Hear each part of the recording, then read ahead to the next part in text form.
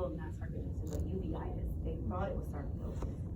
And that is when you have inflammation in your eyes. So they were running all different kinds of tests. They had me all nervous and everything because they thought it had traveled to my lungs. Because most of the time when you have uveitis in your eyes, it's because it's triggered from something else.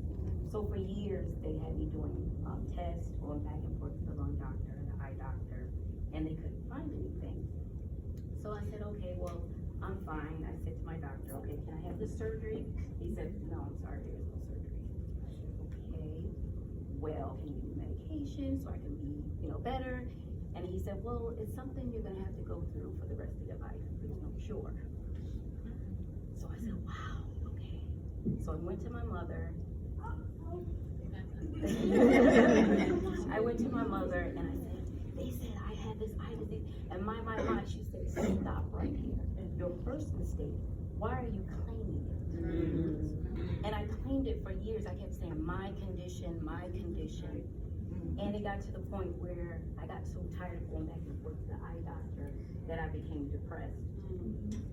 So I would say for about 17 years, I struggled with depression. Nobody knew. I just got up, I would come to church, sing in the choir. I got what I needed for the week, but then I would go home and I would just cry myself to sleep.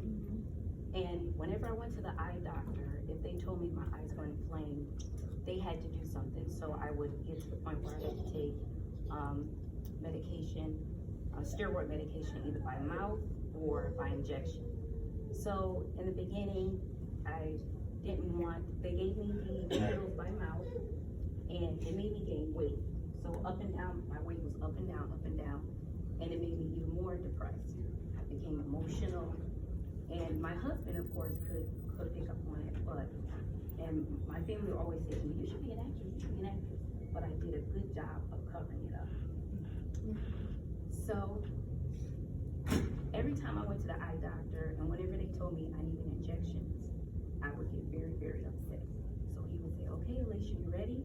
And I would have to lay my head back in the chair, and they would take the needle about this long and inject it into my eyeball. Wow. So it was either the left eye or the right. And I would try to schedule it on a Friday so that I could be home and I don't have to be around anybody so they can see how sad I was. So whenever my kids would come home and I told them I went to the eye doctor, they would see me lying down, they knew, don't bother mommy, she's sad. So for years, I just said, okay, the side effects, losing my hair, of course the depression, and I just really didn't know how to handle it. And people would say to me, oh, that's fine, as long as you're not blind. So in 2007, I had eye surgery in the right eye, went fine, and then the left eye. When I woke up, actually I took a nap, and I woke up and I couldn't see out of my left eye.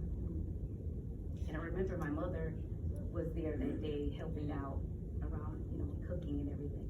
So I came into the kitchen, I said, Mom, I can't see. She said, what? You can't see? Oh my God, call the doctor. And I said, Mom, it's okay. So I went to the doctor the next morning. The whole office stopped what they were doing and they came into where I was. And they said, you can't see? And I said, yeah. He said, well, okay, we may have to do emergency surgery. I want you to take drops and, why don't you just rest? And I said, well, I'm going on vacation. He said, well, maybe you shouldn't go. I said, no, I'm gonna go on vacation. And I went to visit my sister, and even though I was depressed the whole time, I still just kept putting the drops in.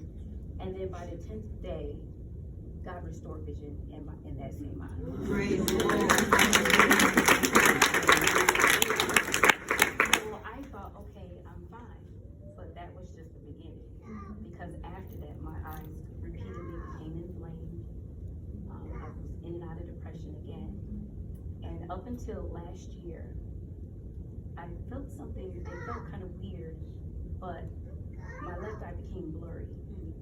And at first I ignored it. I said, nope, I'm not going to the eye doctor. I'm tired of it. This is it. I give up. I'm tired. At this point, it's 17 years in. So you can imagine 17 years going back and forth to the eye doctor. And I remember just staring at the machine. And he said, Alacia, are you okay? Is there anything else? I said, no, I'm just waiting for God to heal me. And looked at me like, okay, because in his eyes, like, this type of disease, it doesn't go away. So last year, it became very blurry, and I remember leaving work for lunch, and it was so blurry, it started raining, it was so blurry that I pulled over to the side of the road because I couldn't see. And at that point, I called my mom, I called my sister, I called my husband, I called everybody, and nobody. And I heard the Holy Spirit say, why are you calling everybody? Why aren't you calling me? So I began to pray, and then when I got back, I said, okay, I'm gonna be fine, I'm gonna be fine. I called the eye doctor, he said, well, come back in. And he said, he looked at my eye, he said, And I said, please don't tell me I need surgery. And he said, yes. Then the depression started all over again. And I said, I can't believe this. I can't take it anymore. So I went one more time. He told me, oh, we're just gonna keep an eye on it. Then this past August, my husband said, you need to stop ignoring the eye doctor. You need to go. That's it. So it was August 1st, and I said, Mom, pray for me. And I thank God for my mother, because if it had not been for her, I don't know where I would be. Because my dad, even though my parents are divorced now, growing up, he didn't go to church. It was like, Mom, that's not fair. Daddy's not going. You're going. And I felt like, we go 2-3 times a week. I said, when I grow up, I'm not going to church every Sunday. And I said, well, if I go to church every Sunday, I'm not going to be in a ministry that requires me to go to church every Sunday. Here I am. But it wasn't until I said, you know what, God, I have so much faith in you. I've been believing in you. I've been trusting in you. I am tired. I can't take it anymore. I just feel like I'm giving up. I'm just not going to go to church. And the Holy Spirit said, wait a minute. First year, when you first got married, your husband barely went to church. Now he's there every Sunday. And you won't stop going? I said, okay, well, God, you got to do something, because I don't know what I'm going to do if this man tells me that I need an injection or medication, something. I said, I'm tired. So he looked at my eyes. He said, oh, it looks good. I said, well, what do you mean? You said that before. He said, no. A couple of years ago, I didn't see it. But I wanted to keep an eye on it because I figured it would return, because it's returned before. And I said, so you're saying I'm not active? I don't have uveitis anymore? He said, no, let me write that up. He said, you now have a history of uveitis.